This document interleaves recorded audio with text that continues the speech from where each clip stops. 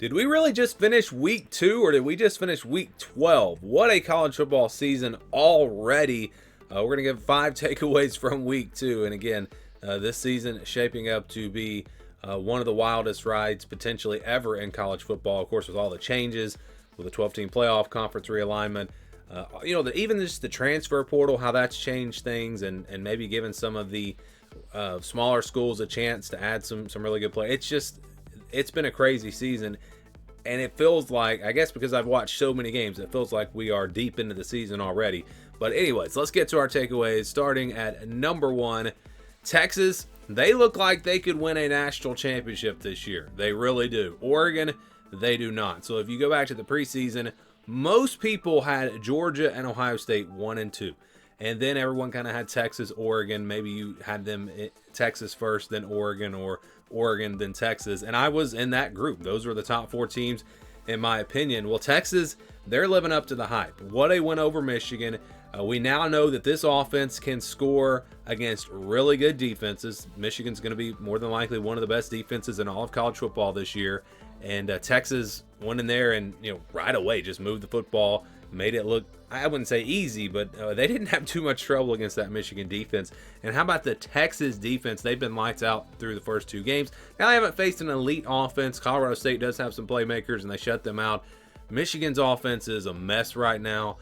So we'll see just how good this Texas defense is. But just with the offense they've got and a defense that we know is at least good, I think Texas has a chance maybe to win a national championship this season. But I don't see that from Oregon. Oregon really struggled against Boise State.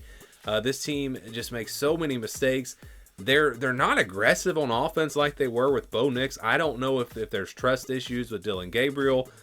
I don't know what the issue is with Oregon right now. I think they can still get it fixed, and they can maybe be a team at the end of the year that can make a run in the college football playoff. But looking at them right now, this does not look like a team that could win a national championship. A lot of people picked them to win it all. If you didn't pick Georgia or Ohio State, I think Oregon probably the most popular pick to win a national championship behind those 2. And again, I just don't see it from Oregon right now. Dylan Gabriel has not looked good. They've had turnover problems. They have penalty problems. It's been ugly through the first 2 games. They got to get that fixed if they're going to contend, not only in the playoff, but just in the Big Ten, because the Big Ten is going to be tough this year. There are a lot of good teams. USC better than a lot of people expected, which I don't think they play. I can't remember now if they even play in the regular season, but it's going to be tough in the Big Ten to get through all these teams and win the Big Ten championship for Oregon. I think Ohio State probably looking like the front runner. Penn State struggled this past week, and we'll talk about that in just a second. But yeah, big takeaway here. Texas, really, really impressive. They look like a very dangerous team. Number 2 takeaway, Notre Dame, their playoff hopes are possibly gone already. And it's crazy because my takeaway last week was that Notre Dame now looks like they're almost guaranteed to get in. You look at the schedule, you looked at how they played against Texas A&M. It just shows you these teams are different week to week, and that's always the case in college football, but it's definitely showed up here already this season. I did not watch any of this game except for the end. There were so many games yesterday. I mean, it was so hard to keep track of all these games. I'd like to go back and watch replays of some of them. So I don't really have a lot of insight on the actual game. I know Northern Illinois, a veteran team, and I guess their defense showed up in this one. And they were able to get that game-winning field goal. But you look at the rest of the season, we're talking kind of big picture here for Notre Dame. Their schedule's not very tough, and they don't have many opportunities to get marquee wins on their resume. They don't have a chance to get a conference championship. They've got a loss to a group of 5 team now who, we don't know how good. They could wind up going undefeated and winning the MAC championship, and this isn't a horrible loss. But maybe they're an 8-4 team. We just don't know. I'm not saying Notre Dame is out of it. We're not going to eliminate them when we do our playoff eliminator video. But their hopes are probably gone. I think if they can't, losing this game tells me they're probably not going to win every other game. And I don't know that 10-2 gets them in with their schedule and with a loss to a group of 5 team. In fact, I don't know if 11-1 will necessarily get them in, depending on how the teams do on their schedule. We thought they had an opportunity against Florida State to get a big win. Florida State looks terrible. So it's tough for Notre Dame. This was the biggest, upset of the weekend. This was a huge story. And so I had to at least mention it here. And again, big picture, Notre Dame, I think, in big trouble in the college football playoff race. Number 3 is Tennessee. Looks like a real threat in the SEC. There were several teams in the SEC that were kind of in that tier behind the top teams that I thought, someone might emerge. Someone might emerge from this group, and that might just be Tennessee. The defense is the story here, really. And we knew the offense was going to be great. Coming into this season, I thought Nico was going to be a top 10 quarterback. He's living up to that so far.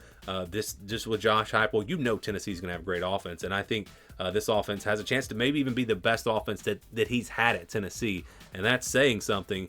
Then you look at the defense. That's the story, though. They've got a defense now. They've got a very solid defense. Again, they haven't played elite competition yet. NC State, they didn't look great in their opener, so I don't know how great of a win this really was, but we know that it's improved, and we know they've got a great defensive line, and Tennessee looks like a real threat. This SEC race could be really, really fun.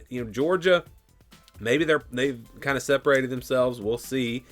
But if they haven't, you've got Texas, you've got Ole Miss, you've got Tennessee. Missouri's looked good so far, and you've got all these teams.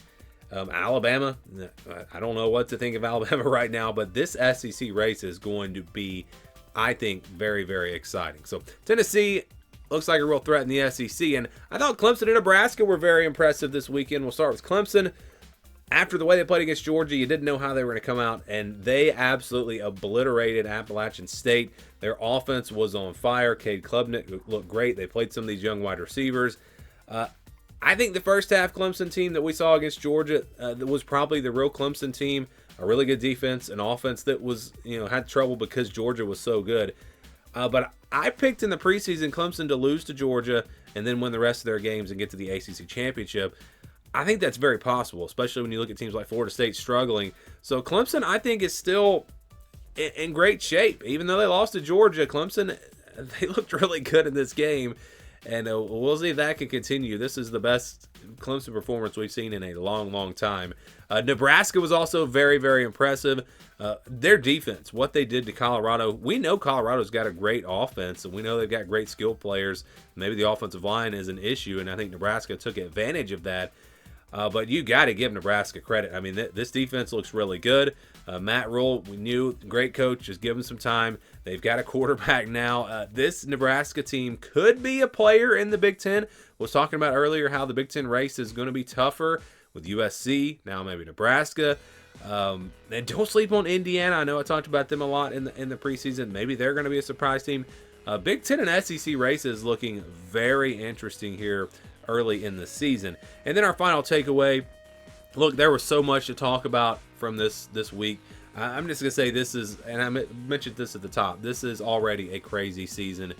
I mean, just upsets all over the place, close calls all over the place. What about Penn State, Bowling Green? How does that happen?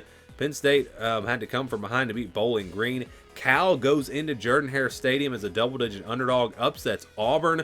Their quarterback looked like a Heisman candidate. I'm not saying he's a Heisman candidate, but in this game, he looked really, really good.